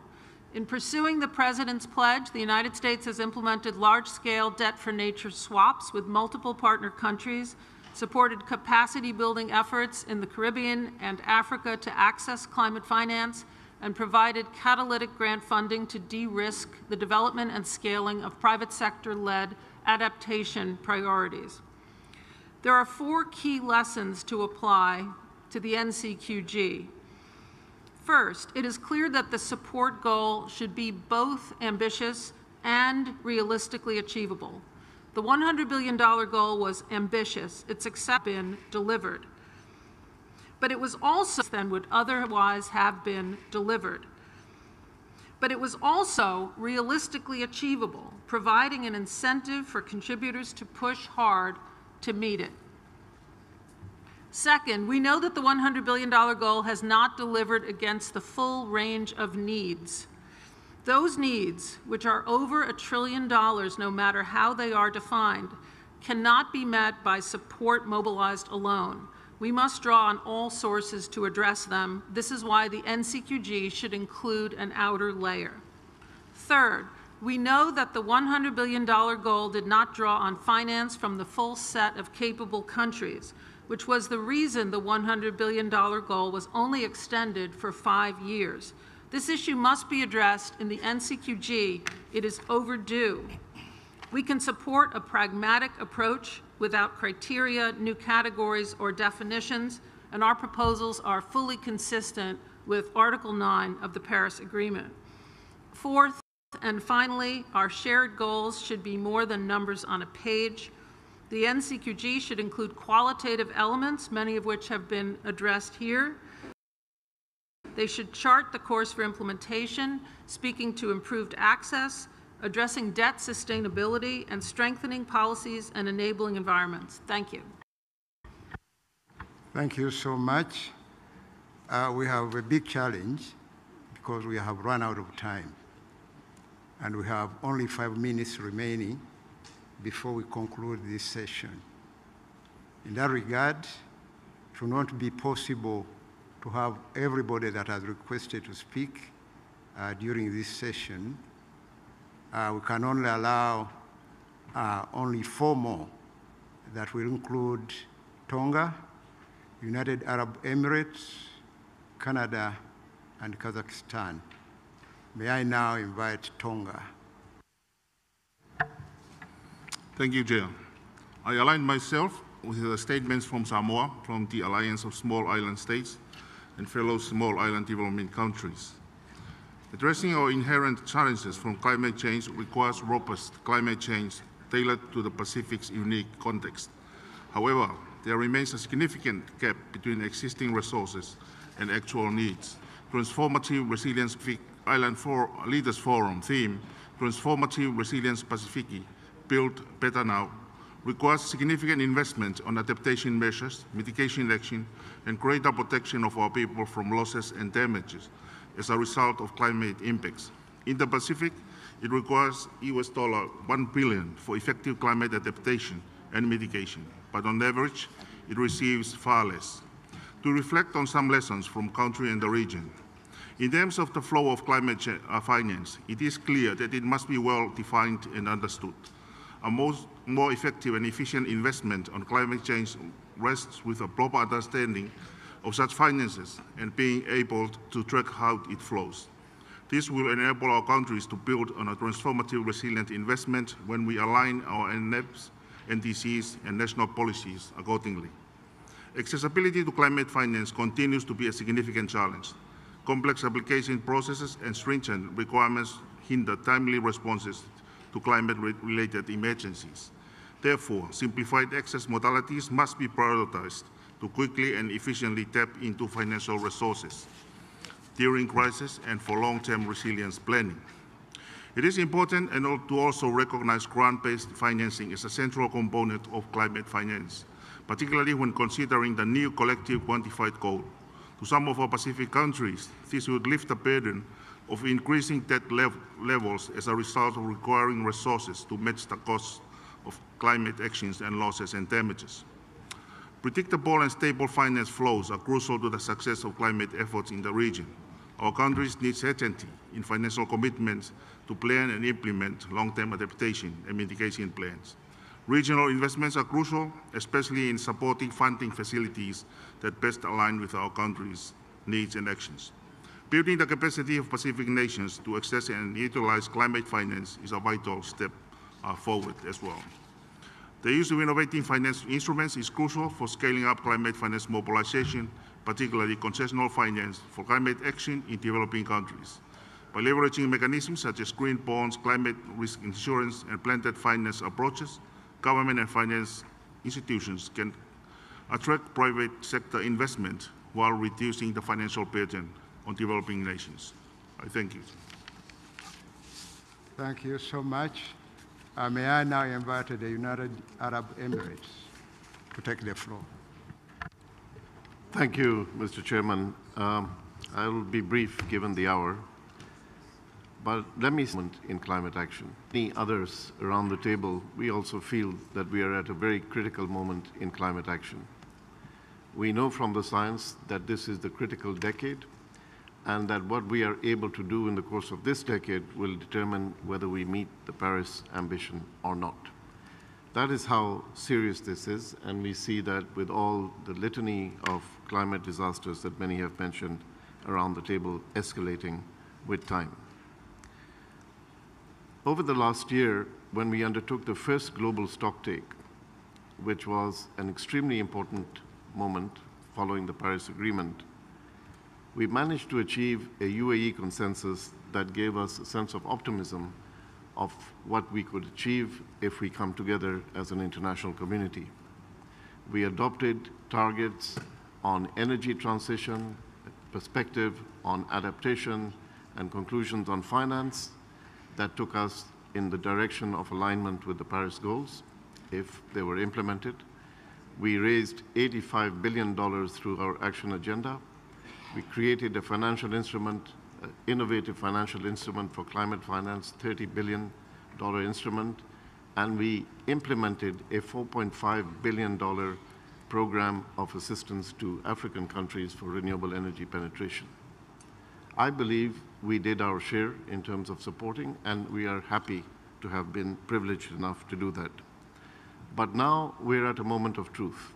This troika of COPs, the next COP is going to be the COP at which we will take stock if we can reach Paris alignment. But this is the facilitative COP at which we have to decide whether we are in a position as an international community to support the ambition of the UAE consensus and to provide the means of implementation for that to be done. The finance issue is at the heart of the success of this COP and for alignment with the Paris goals. We have to find the moment of truth. We have to find a resolve. We have been talking as a delegation and as a COP presidency previously about the need to mobilize all sources of finance. We have talked about the need to reform the international financial infrastructure, to make multilateral development banks responsive, to make finance available, affordable, and accessible. And this is where we have to decide how we're going to do it.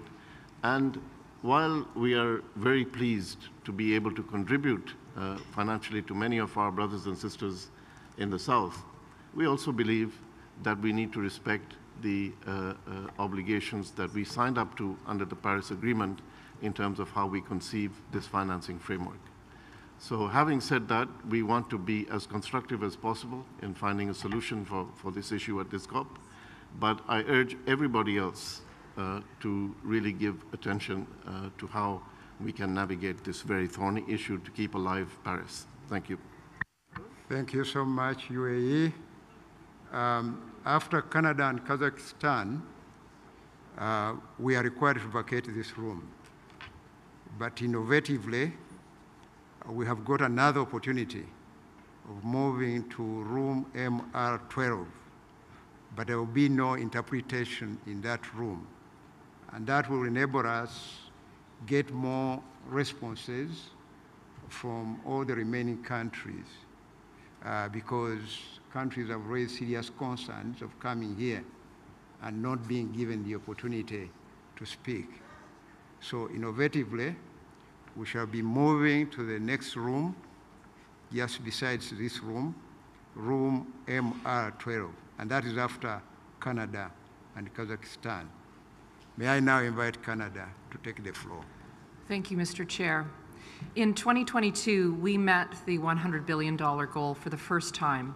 It was an important milestone, and Canada is proud to have worked with other contributors to achieve this. Today, we remain confident that we will continue to meet this goal through to 2025, and Canada continues to be on track to fully dispersing our $5.2 billion in climate finance commitment. While meeting the goal is a significant milestone, our focus is now turned towards the future with the NCQG, and as we negotiate this new goal, we must engage $100 billion goal. In engaging with partners over the past few years, I noticed we all share a common vision, climate finance providers and recipients alike. We agree on the need to improve the way we do climate finance, to make it more effective.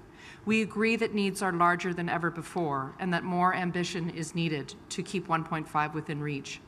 We also agree that deep transformation of our economic systems is needed to generate enough change. And as we continue to deliver climate finance to meet the $100 billion goal and beyond, we must be guided by these shared priorities. The NCQG is an opportunity to enable a whole-of-economy transformation needed for our long-term objectives. Public finance to developing countries will be at the core of our efforts. We will continue to scale it up. But it needs to be anchored within a broader framework that sends signals to all economic actors, including new contributors, private sector, financial institutions, and philanthropies. First, we need to enhance the pool of public finance available to developing countries by capturing innovative instruments, new contributors, many of which already provide finance, and increasing finance from multilateral development banks. This is how we ensure public finance is scaled up, coordinated, and leverages additional finance. Second, we need a global investment layer to capture all other flows with the ultimate aim of reducing greenhouse gas emissions and signal to all relevant actors the need to ramp up climate-friendly investments. Most critically, it must send policy signals beyond UNFCCC to steer global economy towards sustainable development and reforms of international financial institutions in line with climate priorities. It is also how we address debt and access, challenges we cannot solve in a vacuum without connecting to the broader financial architecture. Thank you. Thank you very much. May I now invite Kazakhstan to make your presentation. Thank you, Mr. Chair. Climate finance, especially when aligned with the principles of NCQG, is much more than a sum of funds. It represents our commitment to collectively address the vulnerabilities of developing nations and transition towards a sustainable future. Kazakhstan, like many landlocked developing countries, is highly exposed to climate risks, which affects key sectors such as infrastructure, food security, and water resources. We therefore urge that climate finance considers these unique challenges and supports countries that face disproportionate climate impacts. Achieving long-term decarbonization, particularly in carbon-intensive sectors, requires access to transitional finance that enables countries like Kazakhstan to shift towards cleaner energy sources without hindering economic development. Such finance must therefore offer flexible, affordable options to allow economies reliant on fossil fuels to transition away from them in line with the UAE consensus, maintaining economic stability. Respectively, mechanisms like the Just Energy Transition platforms and partnerships provide valuable pathways for coal-dependent sectors and countries to transition responsibly. We would be interested to discuss that with partners. For climate finance to make a substantial impact, it must address several key factors. It should be predictable, easily accessible, and adapted to the diverse needs of developing nations, including of middle-income countries. This requires simplifying financial processes, also for LDCs, and ensuring that financing frameworks are responsive to changing climate challenges. By doing so, we can enable nations to implement their NDCs more effectively and with greater confidence in the financial support available to them. We see climate financial system is connected with the broader international financial architecture. A development-oriented financial system is essential for climate finance to be more than just a response to climate threats. It should catalyze long-term economic resilience. The NCQG is an important step in this direction, but we also emphasize that other aspects of financial systems should promote sustainable development goals and equitable growth. Reforming the architecture to prioritize resilience and inclusivity is ultimately the most cost-effective and sustainable pathway to achieving our shared climate and development goals. Such an architecture would provide the foundation for climate and transition finance that supports both immediate climate goals and broader development needs. While the NCQG alone may not resolve every barrier faced by developing countries, it can signal the importance of international financial architecture reform. By prioritizing a development-oriented IFA, we create the conditions for future climate finance flows that yield long-term resilience, making this investment more cost-effective globally as we strive to meet the Paris Agreement's objectives. Furthermore, transparency and accessibility must be at the core, enabling all nations to effectively leverage these resources for meaningful climate and development outcomes. Kazakhstan remains fully committed to ambitious climate action, but we also need a reliable climate finance system that recognizes transitional needs. Predictable funding combined with concessional finance and grant mechanisms will allow us to build resilience, enhance our energy security, and achieve our ambitious NDC targets without compromising economic growth. We envision a finance system where transition finance supports all countries in meeting their NDC targets, creating new opportunities for green growth and innovation. In closing, Kazakhstan believes that climate finance should serve as a catalyst for change, empowering all nations, particularly those most vulnerable, to thrive in a low-carbon, resilient world. We're eager to continue working with all partners to ensure that climate finance not only meets target, but fosters a robust and inclusive future for all. Thank you. Thank you so much. I think it is now time to move to room MR12. We want to apologize. This situation has been imposed on us because we are required to vacate the room. I request you to move with your flags in order to save time. Please move with your flags to room MR12. It's just next to this building, to this room.